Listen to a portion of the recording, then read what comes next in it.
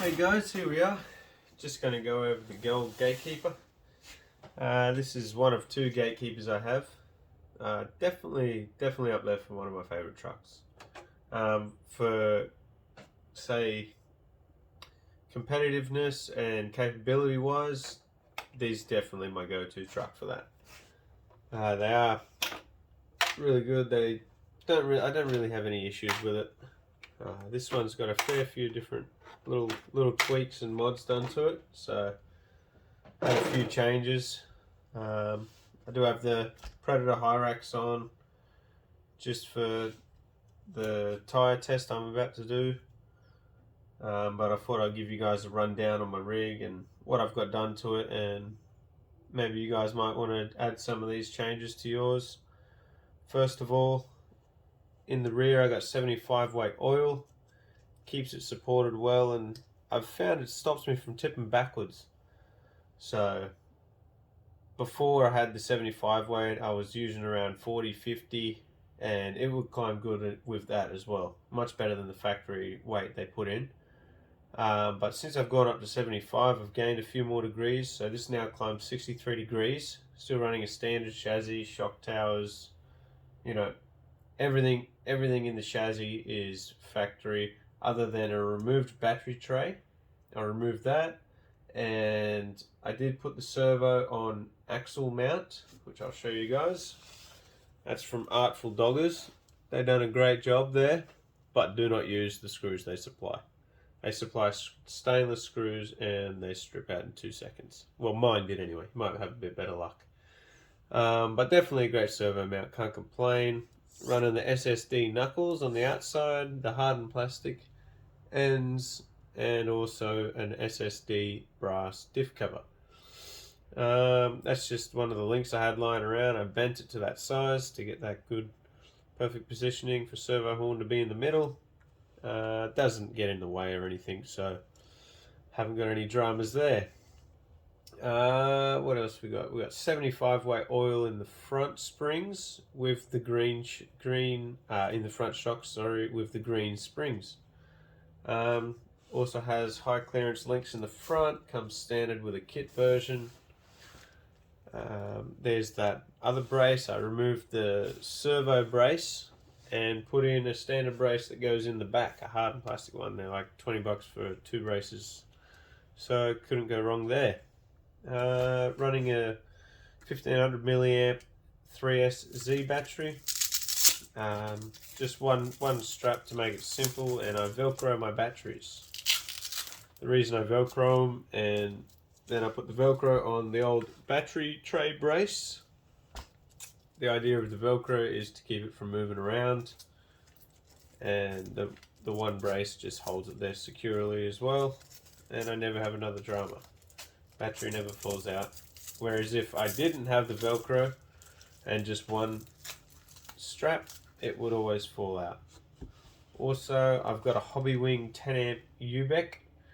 That is 2 to 6S compatible.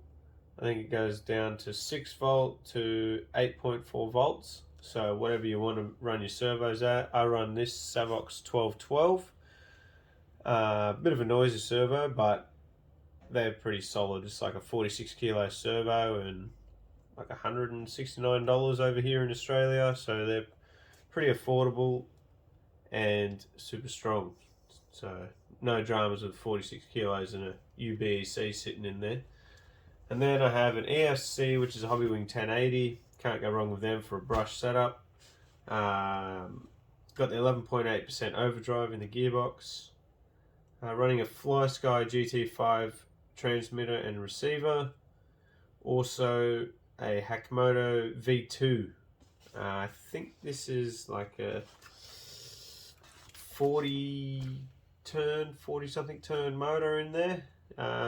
Adjustable with the tuning of it. You just undo the 2 screws at the back and turn the back of the motor, and it will either go faster or slower, so it'll give you more torque or more wheel speed. So I've gone for the more torque instead of wheel speed. And shim the diffs on your elements. Usually all elements you'll shim the diffs. Still running standard size 6mm hexes, well 12mm hex but 6mm wide.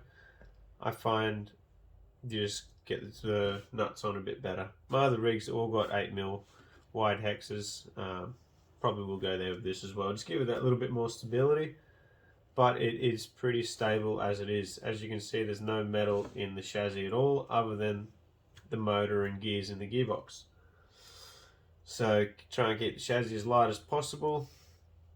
I'm building another one that will have a year racing LCG chassis, so I'm interested to see how that will work and go.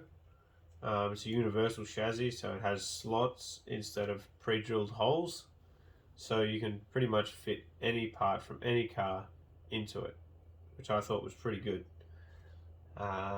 Yeah, so once that build's finished, I'll get that out. You guys can see that and see how that goes. So this is also the rig, like I said, I'm pretty sure that I'll be doing the tyre test with. So all you guys can see that and see how this bad boy performs. So she does do a 63-degree climb. What else have I done to it? All the shocks, I put them up the top furthest hole. The little metal plates, if you flip them so the hole is going all the way to the top, the furthest from the shock mount, then you'll have no dramas.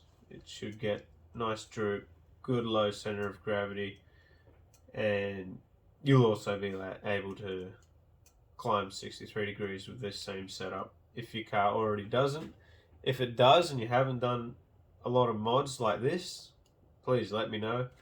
I want to know how you did it, because I've tried a lot of different things and this is the only way I can get it to do that at that steepness. So yeah, hope you guys enjoy the other videos. I'll be putting some more up soon. I've got the Habao Hyper 7